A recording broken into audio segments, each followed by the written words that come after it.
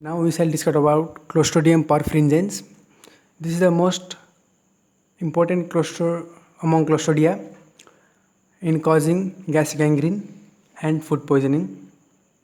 It is a normal inhabitant of human and animal large intestine. It is found in feces and contaminates the skin around perineum, buttocks, and thighs. The spores are commonly found in soil, dust, and air. So,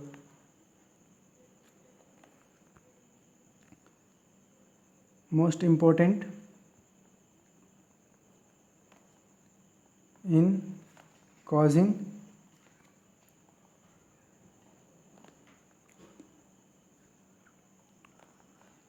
food poisoning plus gas gangrene.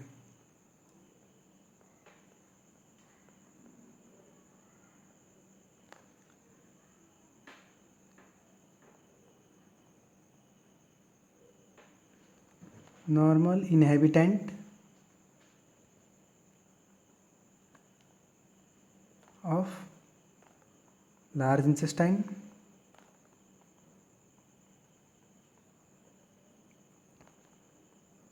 found in feces.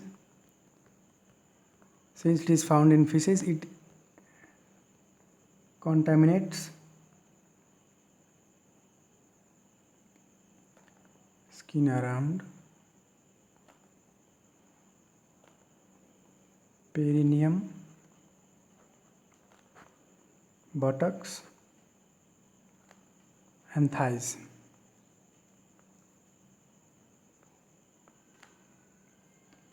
And its spores are found in soil, dust, and air. Okay, then let's talk about morphology.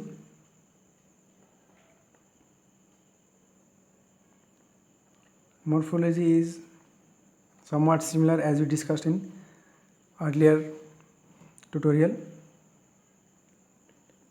Gram positive, there are gram positive bacilli.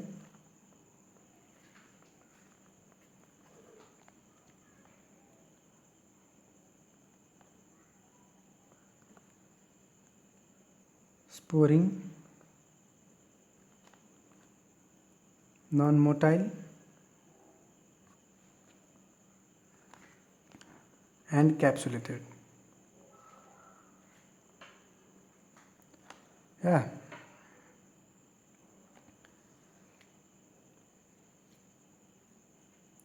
And they are pleomorphic and two forms. They are filamentous and the other is involution. Forms are common.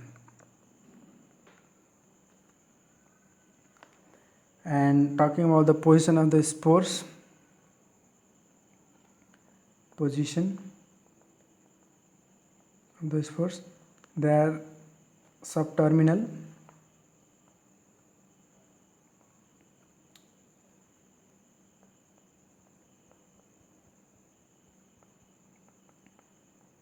subterminal. Sometimes they can be central.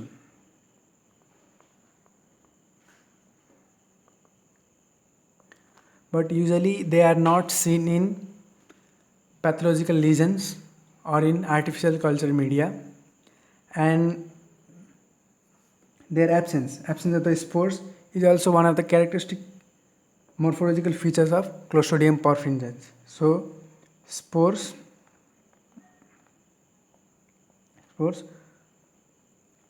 not usually seen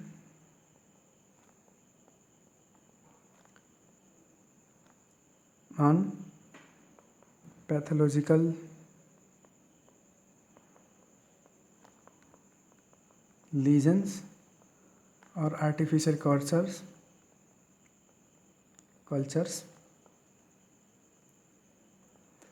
and this is also a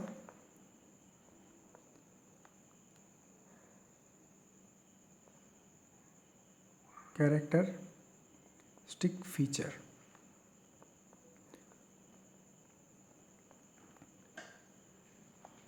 Then the next topic we have is cultural characters.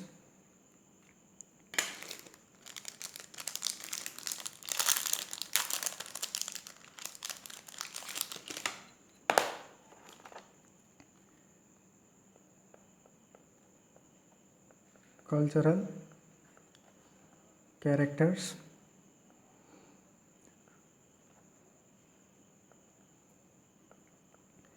As we already know that they are anaerobic, but perfringens can grow in microaerophilic conditions. Temperature range is about from 20 degrees Celsius to 50 degrees Celsius, and pH value is 5.5 to 8.0. We'll note these things. So, cultural characters we know anaerobic, aerobic, but can grow in microaerophilic conditions. Microaerophilic conditions. Then temperature range is about 20 degrees Celsius to 50 degrees Celsius, and pH range is 5.5 to 8.0. And good growth, as we discussed earlier, Robertson cooked meat broth is an useful media. So for perfringens also, good growth occurs in Robertson cooked meat broth, and the meat is turned pink. Okay, one thing we forgot to mention earlier in Clostridium is that I light over here. On Robertson cooked meat, what happens is there are two kinds of these Clostridia, saccharolytic and proteolytic. So the saccharolytic Clostridia turns the Robertson cooked meat into pink color, and the proteolytic turn it into black color.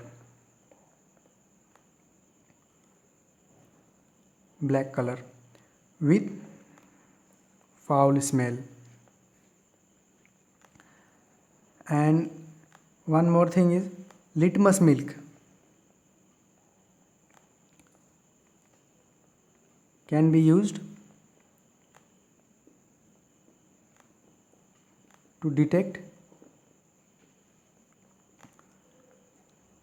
the coagulation acid and gas production.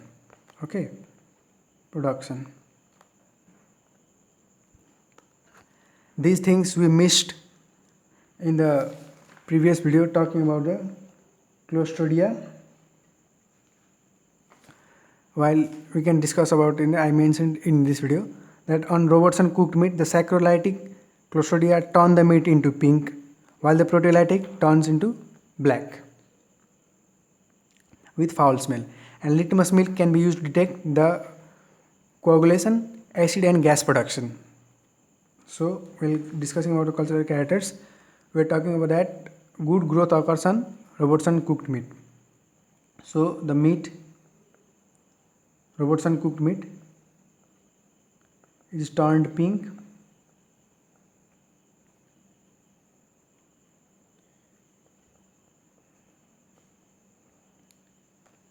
Okay, then let's talk about something about litmus milk.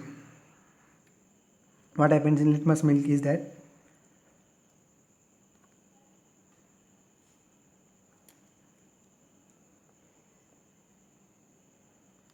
litmus milk, the lactose fermentation.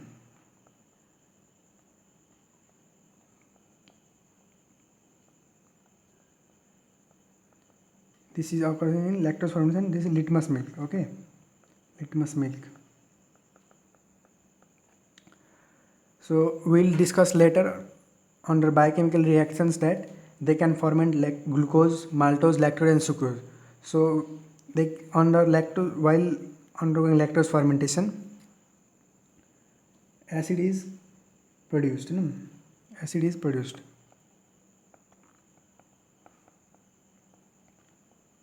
This acid coagulates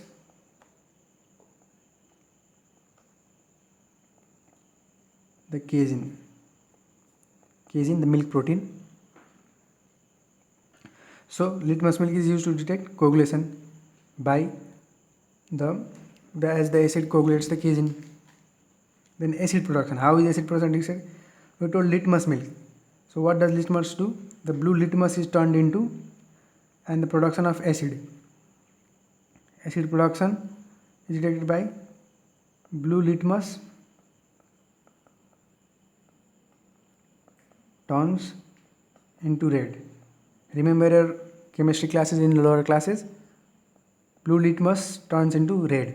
This shows the production of acid. Now coming to the gas production, what happens is vigorous gas production. Vigorous gas production disrupts the clot formed. This is referred as Stromme fermentation. So what happens is the clot formed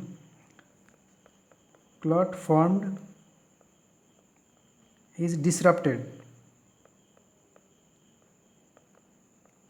by vigorous gas, and it is referred as Stromme fermentation. This shows coagulation, acid production, and gas production. We verified the litmus milk. We talked about litmus milk. Then there is another term known as target hemolysis, which is also shown by Clostridium perfringens. This is under cultural characters. Target hemolysis.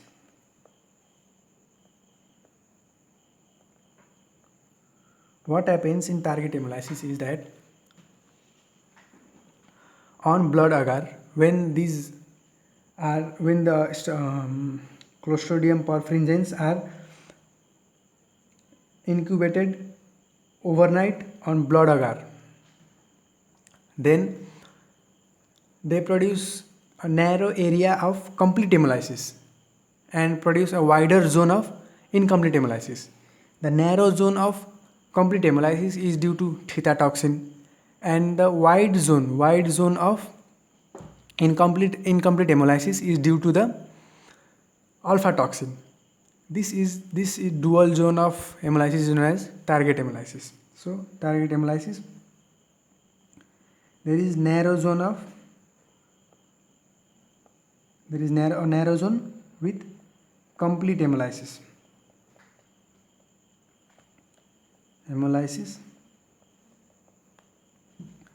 and a wide zone with incomplete hemolysis.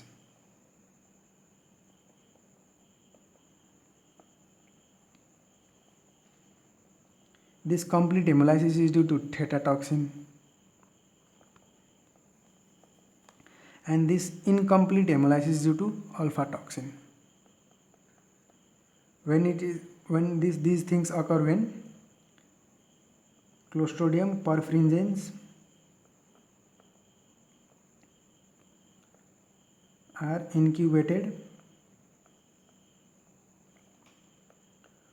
overnight on human or sip blood agar.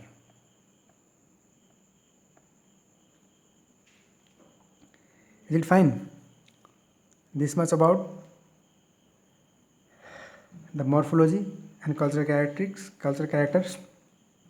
And while talking about lactose fermentation, I told something about biochemical reaction that they can ferment glucose, sucrose, maltose and lactose, and they are MR positive, BP and indole negative. So where do I mention those things? I'll erase this much and I'll try to mention over here.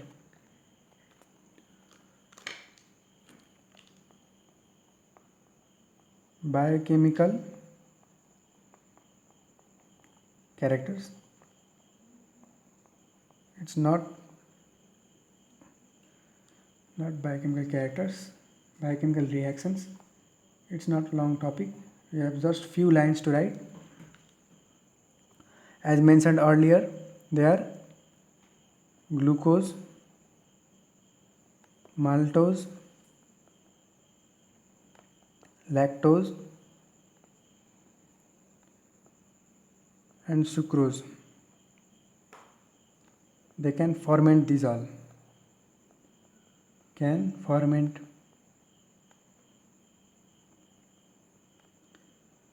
and they are